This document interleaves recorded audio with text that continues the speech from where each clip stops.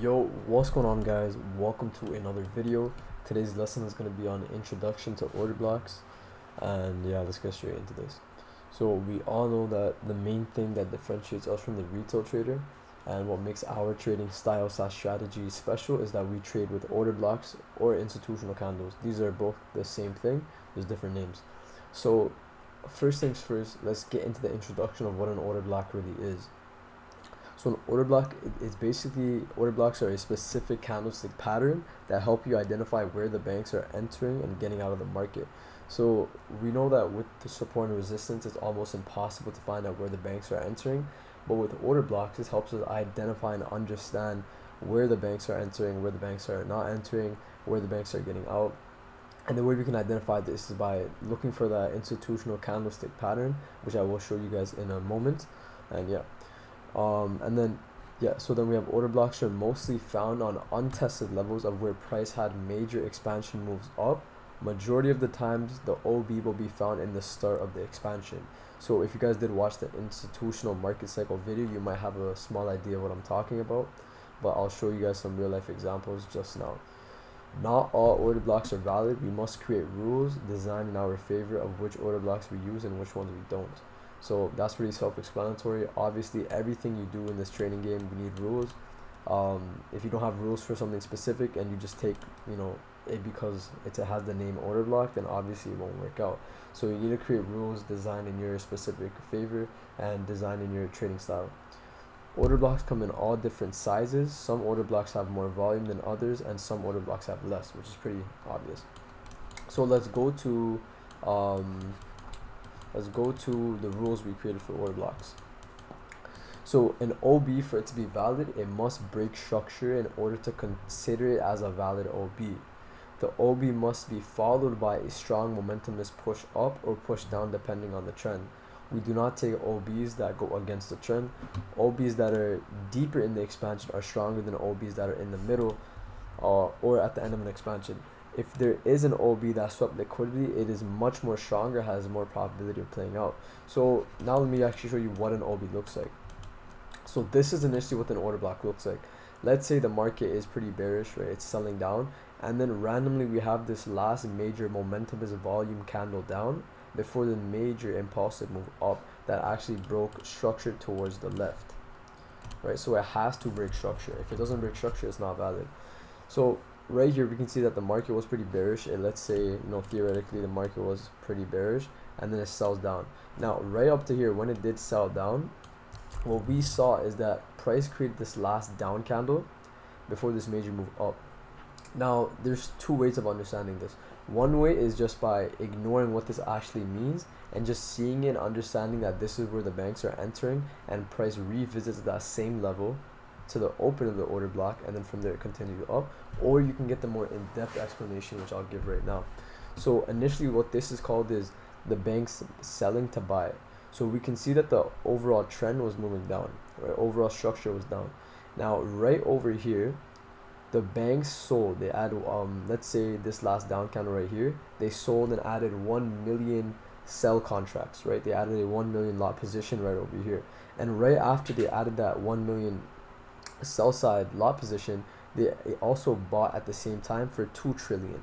So now they have a $2 trillion lot buy position running and a $1 trillion sell position running. So obviously you can't have a buy and a sell running, because eventually you're going to end up losing money, or you're just going to be in a break-even position. So what the banks end up doing is they push price up to make every single retail trader, even smart money trader and other traders, to assume that now price is bullish. And this is where FOMO comes in, where you start buying over here, and over here. Basically you're buying at the end and you're chasing the trade. If you've seen an expansion that already finished, or price is all the way up here, don't try to chase the trade. Most likely it will pull back. So price ends up pulling back. Why? Well, the reason it pulls back is because price has to mitigate their sell position. So they decide to they push price up to here, and they don't close their buys. They're holding their buys. But what they do is they stop trading, and then retailers come in and price goes down. So retailers come in and then price starts pulling back down. Now at this point, this is where the banks push price down and they mitigate, meaning they close their last sell position. You know how when price comes up to our stop loss and we move our stop loss to break even, we get tapped out? Same thing. The banks basically push price back down to the open of the last institutional down candle before the major move up, because this is where they last sold to buy. So what they're doing is they push price down to close their sell position at break even, and then at this point they don't need to worry about sells because they have their buys running, and they add more buy positions in this area right here. Now someone might say, okay, this looks like a clean institutional up candle before the move down. Now technically yes, but like I said, we have rules, and if you are going to follow your rules, you would know that institutional candles generally play the most sense when you're trading with the trend, and against the trend it can get generally really risky. So that's initially what an institutional candle is. Now for the easy example, what you could say is, okay, the banks decided to buy right over here and they push price all the way back up. Now for some reason they have to bring price all the way back down to the original area of where price expanded, and they just come back to that last down candle and then they continue going up. So that's a really easy understanding of what an institutional candle is. Now I'll be showing you guys some live examples, but before I do that, let's actually implement what we've learned so far throughout the course, and let's use that let's use order blocks with that. So right over here, untested levels and implementing what we learned. So this is a bearish example, this is a bullish example. So overall structure is moving bullish, right? We have a low, we have a high. Let me actually label this down. So we have a L right here, which is a low, and then we're followed by a high right here. Now after that high, we're followed by a higher low, and then we're followed by a higher high, and then once again we're followed by a higher low, and then a higher high, and then once again. Now this isn't a higher low. Remember what I said, the reason this is not the true higher low is because it didn't make a higher high. So initially we're in a trading range. Now if you guys fully watch the institutional market cycle video, you would understand why price revisits this area right here. One, because there's liquidity resting here. So we have our expansion, and then we have manipulation where price is generating liquidity of the highs and the lows. Now because we are moving pretty bullish, price is obviously going to take out the money of the lows first and then take out the highs. Now in the rules section where I said if an OB takes out, if there is liquidity above or below an order block, that increases the probability of that order block playing out. Now right here we can see that price comes back into that original area where price fully expanded. It makes a deep retracement into the start of that expansion. Why does it do that? Well, because there is an institutional last down candle before the major move up, and in this case price has to come back to mitigate that last institutional down candle before the major move up, and this is where price creates its big move. Now one way of also looking at this is simply just highlight the expansion where price made big moves. In this case, this is one expansion, this is a second expansion. If price did not want to respect this area, then most likely price would respect the next untested level of expansion, which would be right over here. Now over here, this is theoretical obviously, but yeah. Now a bearish example would be like this. Price is moving up, we're creating a low, we created a high, and then we created a higher low, and then a higher high, and then a higher low, and then a higher high, and then automatically we end up breaking structure. The market goes down and breaks structure towards the left. Now from here, after we do break some structure, price manipulates. Now what does this manipulate identify? This manipulation identifies that there's money resting above and there's money resting below. And like I said before, if there is money resting above or below your point of interest or order block, then that increases the probability of your order block. Now let me tell you why. If retail traders are selling at this level right here, a ton of retail traders are selling, their stop loss is going right over here. Now evidently this is also where the market created its deep expansion that broke a ton of structure. Let me make this blue, and boom. So this is also where price created that deep expansion that price broke structure towards the left. So this does identify that there's a lot of momentum inside of this area of interest, or rather this expansion cycle. And if price were to come back into that area, there is an order block right here. There's a last down candle before the major move. In this case, sorry about that. In this case, this is supposed to be bullish. I'll show you guys the bullish example just now. But this last up candle before the major move down, and price comes back into that area to mitigate it. Now, if that's confusing, look at this.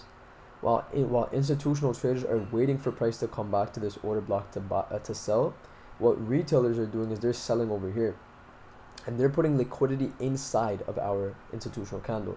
And we all know how liquidity works. The market's gonna have to break above the liquidity, tap into, you know, the stop losses, and then go down. Our limit or entry limit is basically where all those stop losses, you know, lie or rest. So while all these people got stopped out with this move right here, institutional traders were actually getting involved in positions right over here, while retailers were getting stopped out. And that's generally, and then you can target obviously the next low of liquidity, and that's generally how order blocks work. Now obviously this is theoretical, so I will show you guys a real life example. Let's go to GPUSD right over here. So like I said, if the overall trend is moving up, you generally don't want to trade against the trend. If the trend is going up, ignore any sell side order blocks, ignore every single bearish order block you see. The reason I say this is simply because price action has specific ways of moving. Now if the probability is the market is creating higher highs, higher lows, then the probability is that if the market does see a really clean institutional candle, like for example right here, most likely price is going to end up breaking that high and make a new high, because that's what we're doing in an uptrend. Now right over here we have this area of manipulation. We have this expansion move up, and it did give us a continuation of structure towards the left. If we look right over here, we have this high, and then we follow it up with a new high, and this tells us that that's a continuation of structure. So we have that COS. Now this is also our expansion, right? We have two expansions, one being right here. This is our retracement, and then this is our second expansion. So right above our expansion, what we see is that we have this area of manipulation. Now above this area of manipulation, there are stop losses of the highs, and then we have stop losses of the lows. Equal lows. So we have stop losses of the lows. Now below that level, like I said, you want to be focusing on the start of that impulsive move up, that expansion, the start of it. Now in the start of it, you're gonna find an institutional candle. Sometimes you'll find it over here, sometimes you'll find it over here, and sometimes you'll find one over here. We're gonna get into all the differences of which ones you take. For example, right here we have two areas of interest. We have 1, 2, and 3. Someone might ask, okay, which one do I take? Now this is where it gets really simple. What I want everyone to do is go back into the chart at this time, find an area of interest or something, and measure your expansion. So for example, this is my expansion that broke the previous high, made a new high. I want to label my expansion with my Fibonacci from the high, from the low to the high. Now any institutional candle that's above the 60, above the 70, 78, or 88 is no longer valid. So this institutional candle that we're seeing, this last down candle before the move up, it's not valid anymore. This institutional candle is in the 70. It's basically inside of our blue zone. We have a blue zone of interest right here, 70, 78, and 88. These are our golden levels that we're focusing on. And evidently this is also inside of the expansion. So what our idea is that price would come back to revisit either this institutional candle or this institutional candle. Both of these have high probability. And like you guys know in the micro structure versus macro structure video, when price does come down to these levels, we obviously want to go down to the smaller time frame to identify and investigate what price does. But in this case, price comes back down, taps perfectly into our institutional candle, and the way we would mark it is by marking the open to the low, right? I don't think I showed you guys that. Let me go back up.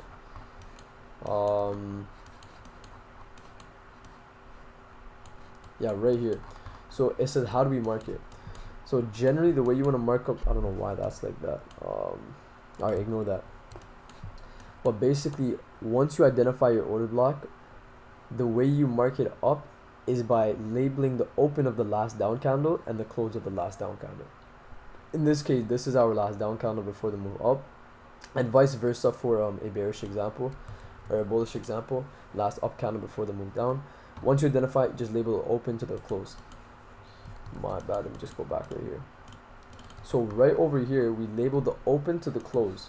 Now from here, our entry would be the open of the order block, and our stop loss would want to be below it could either be the close of the OB, which is really risky because most likely you will get stopped out, or you could put it at the wick low. So if there's any wick low that you do see, for example this wick or this wick right here, you can put it below there. So that would be a 16 pip stop loss with a TP of about 183. And why are we targeting here? Well, let me show you why. Our targets are based off by where the money rests. Right over here, we can see that there's equal highs resting above over here that the market has to take out. And like I said, the market is like a magnet. Liquidity is like a magnet. It's going to use those levels of liquidity and reach those levels, and that's what ends up happening right here for a clean 11-to-1. So now right here, this order block is mitigated. It's no longer valid. Now look at this. As soon as we printed that last down candle before the move up, price revisited that same institutional candle to test it. And look, this is an untested level. One, it's untested. Two, retailers are not thinking about buying here.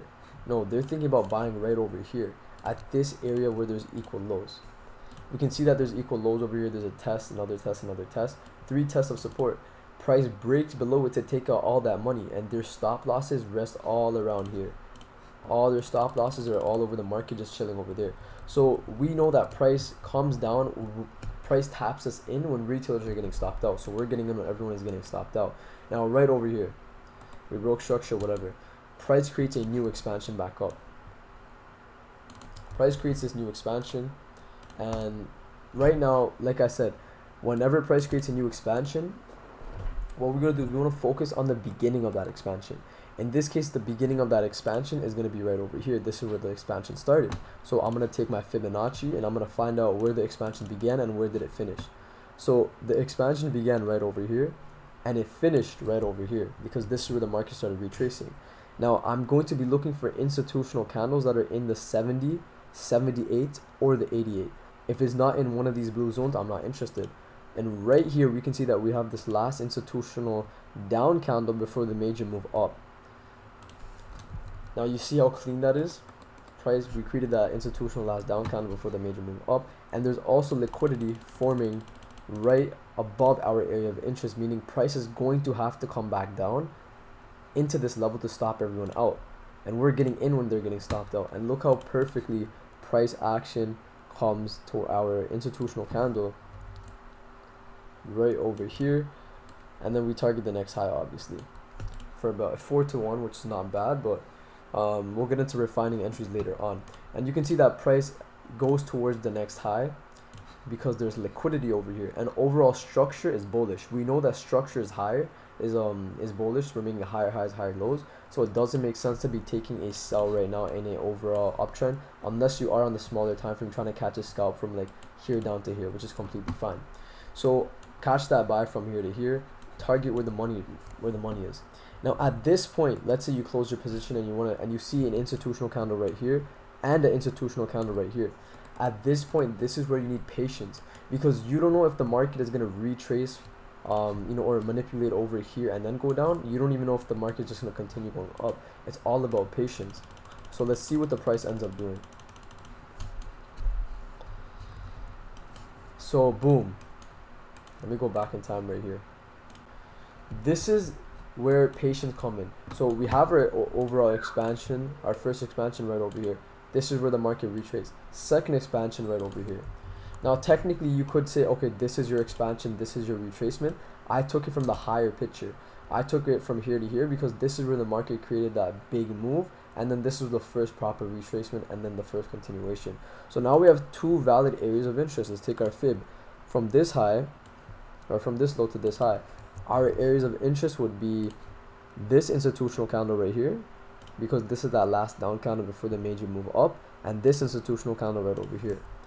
Now with this expansion, if I label it from this low up to this high, our area of interest would be this last down candle before the major move up. And if we go down to the 1 hour time frame or the 3 hour time frame, we can even see a proper one right here. Let's go to the 2 hours, see if there's any more.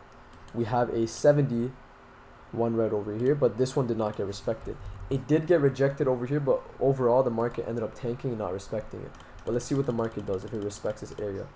So right over here, what does price do? Well, let's go back to the 15-minute and let's understand liquidity.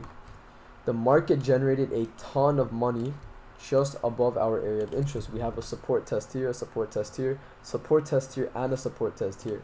Go back to the 4 hour time frame, and we can see that we have that institutional candle printed below where all the liquidity is, meaning the liquidity is above our area of interest. So we're getting entered while everyone else is getting stopped out. Entry is always on the open. Now for entries, you can do two things. You can either highlight your institutional candle, which would be right here, this low to this low, and you want to take your fib, go to the range fib, and measure the range of your institutional candle. Now entry could either be the 50%, meaning you set a limit at the 50% right over here, or you can enter right on the open.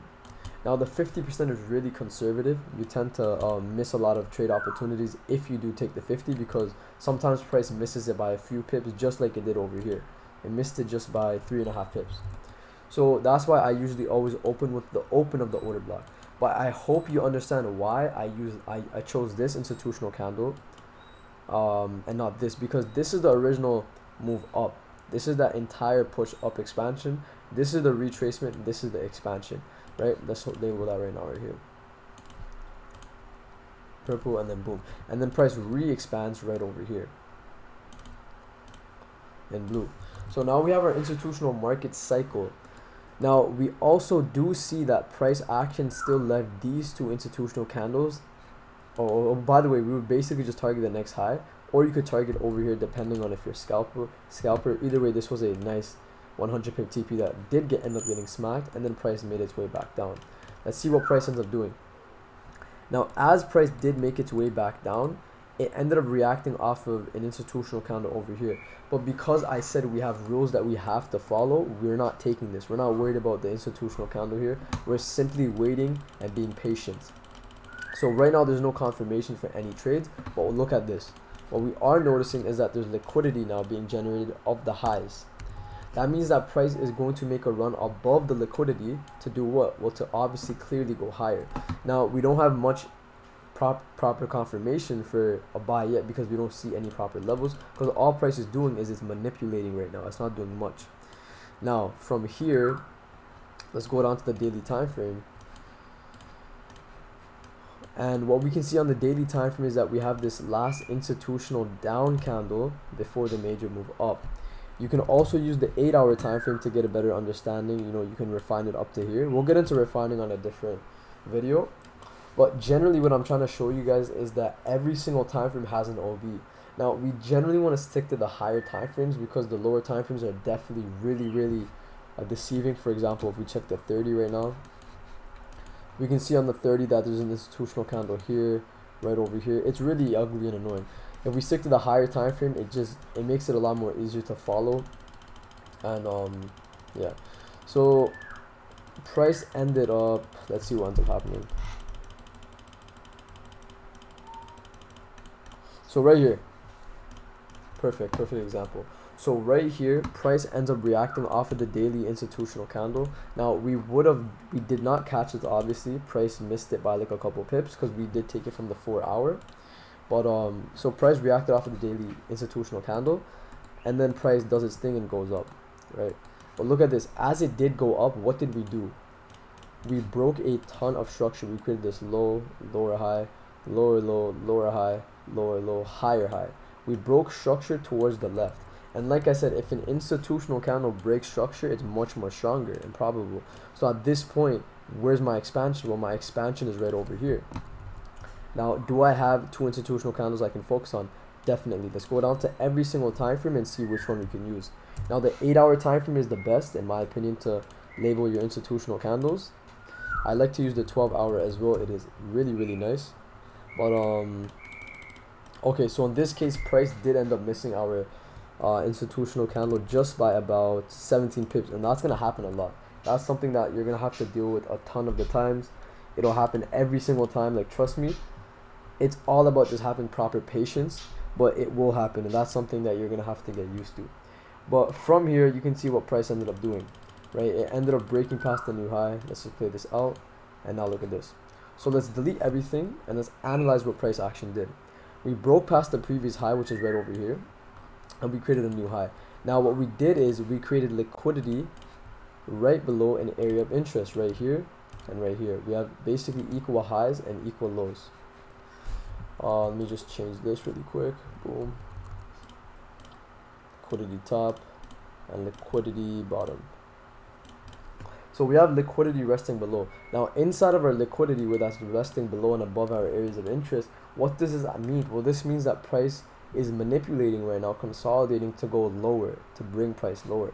Now let's identify where our expansion is. First expansion, right over here. Second expansion, right over here. And let me tell you guys why this is my second expansion. Let's go down to the 4-hour time frame really quickly.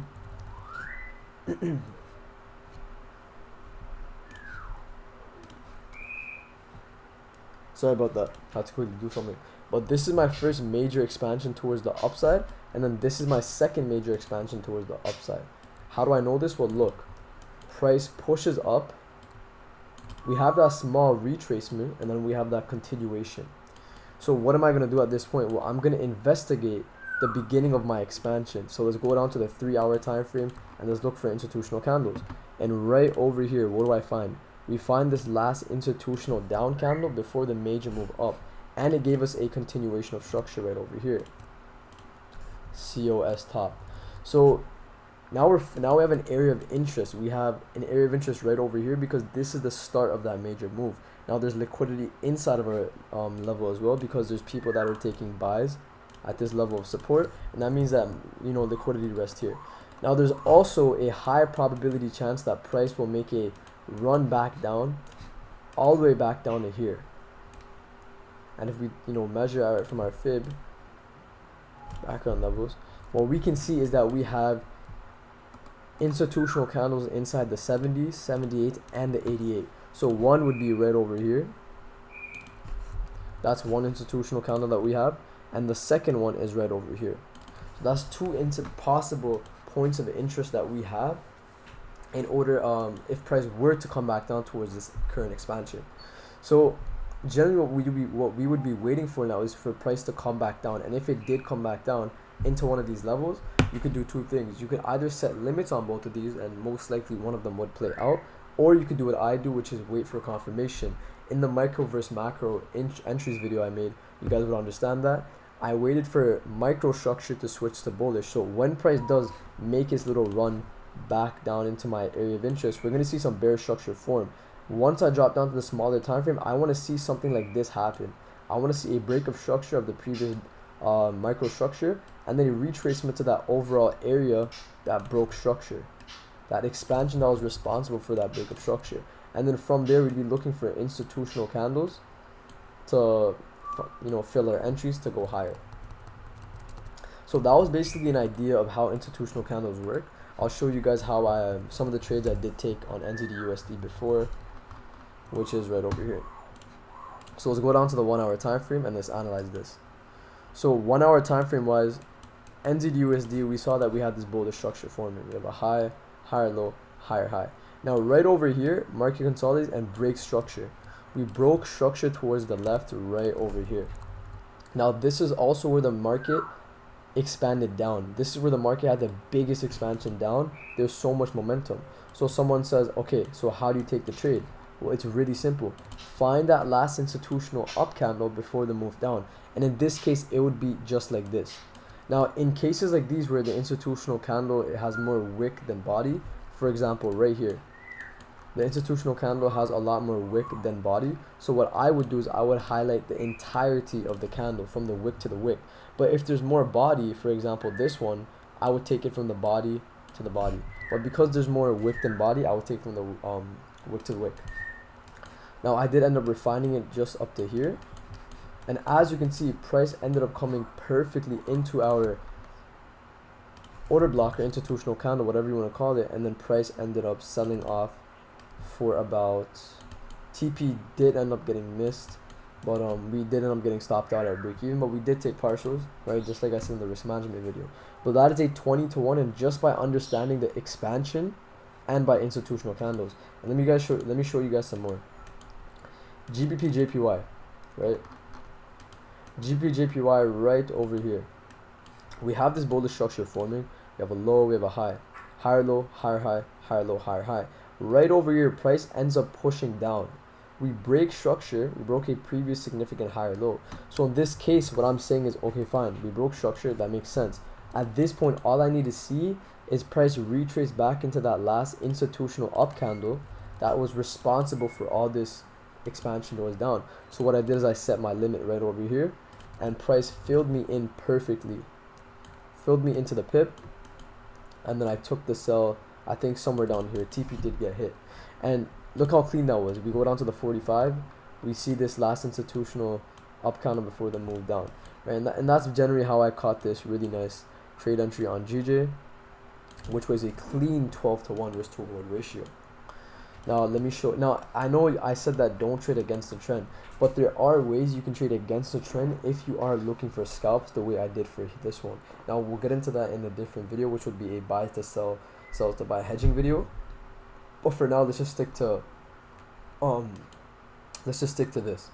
So right here, someone says, okay, wait, look, isn't this technically a last institutional up candle before the move down? Could I take a sell here?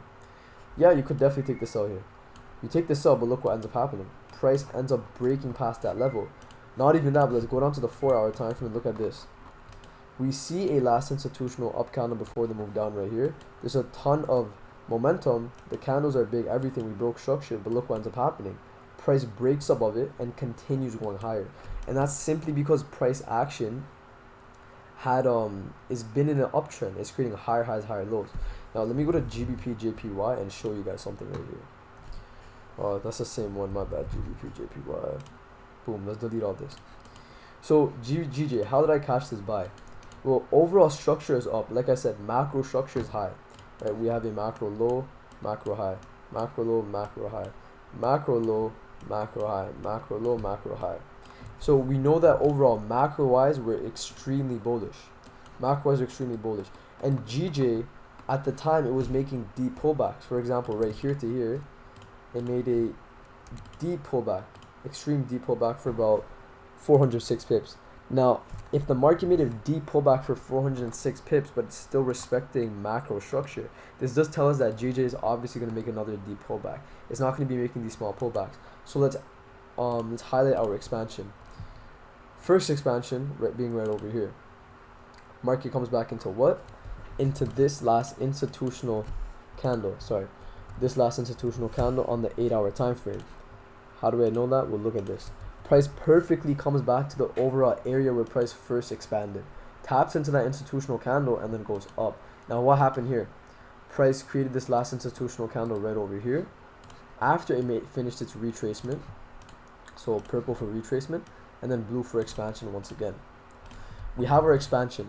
Now at this point, price created this last institutional down candle before the major move up, and we created a new high, giving us a continuation of structure. So I'm going to delete this now to make this a little cleaner. So obviously, because price last time it retraced, it made a 400 pip retracement. We're expecting the same exact thing this time. We're expecting a 400 pip retracement. Look how both of them align up with each other. And this institutional candle right here, this last down candle before the major move up, it's unmitigated one, it's untested, and look at the momentum. So at this point, we'd simply wait for price to come into our area of interest. And what happens? Before price comes, it creates liquidity. Right, liquidity bottom. We have equal lows resting over here, meaning price is going to have to come down into here to hit all those stops. And look what ends up happening.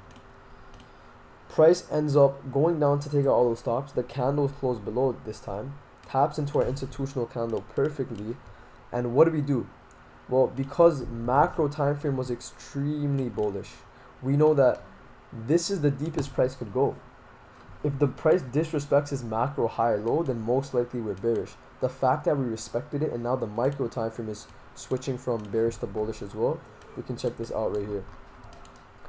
We have this low, lower, high, low, lower, high, lower, low, and then price action starts moving bullish. So clearly this was enough indication that the micro and macro are both bullish now. What does this tell you? Well, this tells you that now that both time frames are bullish, they're correlating. Price is going to make a run towards the next high, because obviously price is creating higher highs, higher lows. We're trying to catch that major expansion. We're not looking to get in for that small little manipulation.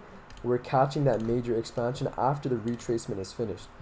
Look at this. This is the expansion. This is the expansion. That's the retracement. We're getting in when the retracement is over. And same exact thing happened right here. Price created a expansion right here, and then it created an expansion right here. what do we have? In this expansion, we have a last institutional down candle before the major move up. Now, this one, there's no institutional candle. If you go down to the 4-hour time frame, you could definitely find one right here, but what are the odds GJ makes a 500 pip pullback when it's used to making about 300 to 400 pip pullbacks, right? So basically what we could do now is we could highlight both of these expansions, one being right over here and then the second one being right over here. Now at this point you could do two things. You could wait for price to come back into this institutional candle that is untested right here, or what you could do is you could take your fib, measure from the low of the expansion up to the high, and look for institutional candles inside the 70, 78, or 88. In this case, let's go down to the daily and let's go to the 8-hour time frame and let's see if we see anything. Nothing on the 8-hour, nothing on the 12-hour. Let's go to the 4H. Let's go to the 3H. Remember, you want to use every single time frame possible. Now the 3H time frame is telling me we have this last institutional down candle here before the major move up. And this is untested as well. It's in my blue zone of interest. So, and it's in the expansion, right? And then if you go down to the 1-hour time frame, everything else is just choppiness. So at this point, I would simply have two areas of interest. One being right over here and the second one being right over here. Why? Well, because these are my two levels of expansion where price pulled up, gave us that break of structure towards the left right over here, or rather continuation of structure. And these levels are untested. And we've seen how institutional candles react off of these levels. And at this point, looking at GJ, whatever it's doing, you can see that the market, what did it leave? Well, it left a ton of liquidity right over here. Liquidity cleared. So we have a ton of liquidity over here. That means that market has a reason. It has a really strong reason for why it needs to come back down over here, because it needs to take out all that money. And if there's money below over here, there's also our institutional candle that price needs to come to mitigate and then go up, right? And someone might say, okay, how do I scalp with this? Well, the scalping video is coming soon. It's going to be on a different lesson. But the general idea is you don't want to be focusing on institutional candles that go against the trend. Now, someone might say, what about this one? You have this last down candle and it's an expansion. Now, technically, this is correct. You could definitely use this as your institutional candle. But the reason I would not recommend you using this as your institutional candle is because, one, there's no liquidity over here. There's none. The liquidity is below. The market is going to have to go below the liquidity, right? Because the market uses liquidity as a magnet. So most likely price will come down to your area of interest, react off of it a little, and then go down to take out all that money that rests below. Now that's basically institutional candles. This was about 37 minutes then. But I'll show you guys a couple more examples. Let's go on Euro USD. Okay, let's just go to a brand new Euro USD chart and I'll show you guys the same example as last time. So let's go to our daily chart. And where was it? Euro USD.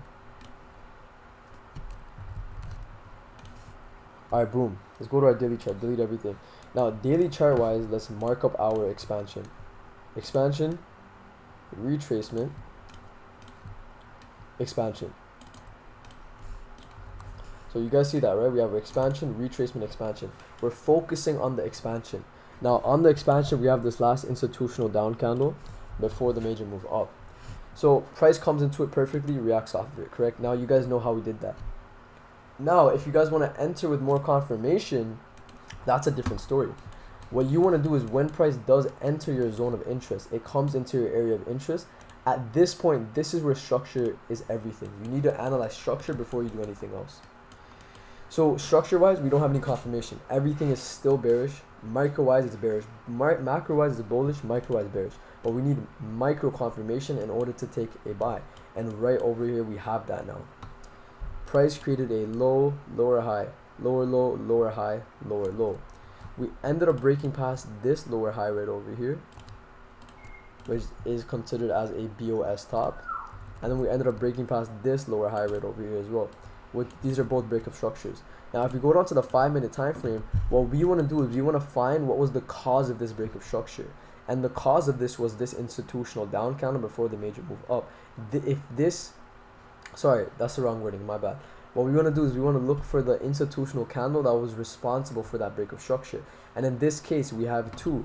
We have one institutional candle being right over here, this really clean candle, and the second one being this really small one.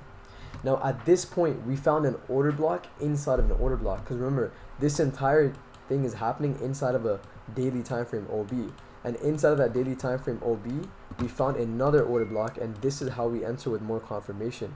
Once we've seen that price action is switching from bearish to bullish on the smaller time frames, this is more confirmation telling me that, okay, smaller time frame we're bullish, bigger time frame we're bearish. Sorry, smaller time frame we're bullish, bigger time frame we're bullish as well. Overall structure is buys now. Let's take this buy. And obviously we know what ends up happening. Let's go down to the 15. Let's either 30. Let this run quicker. And let it do its thing. And look at this. Clean liquidity. First of all, clean liquidity right over here. Market ended up creating a ton of clean liquidity right here. Price goes down to take out those lows, taps into that 5-minute institutional candle, and then from there it goes up. Now the only time that I'll ever use an institutional candle, on the lower time frames is when price action is inside of my higher time frame institutional candle. I don't take 15-minute, for example, like if I'm on the 4-hour, I won't be on the 15-minute like saying, okay, I'll sell over here, or I'll take a buy over here, I'll sell over here. I'm always looking for the higher time frame institutional candles, and once I see those higher time frame institutional candles, I have much more confirmation on why price action is going to be using that level as a continuation towards the upside. So I hope that was a good understanding of institutional candles.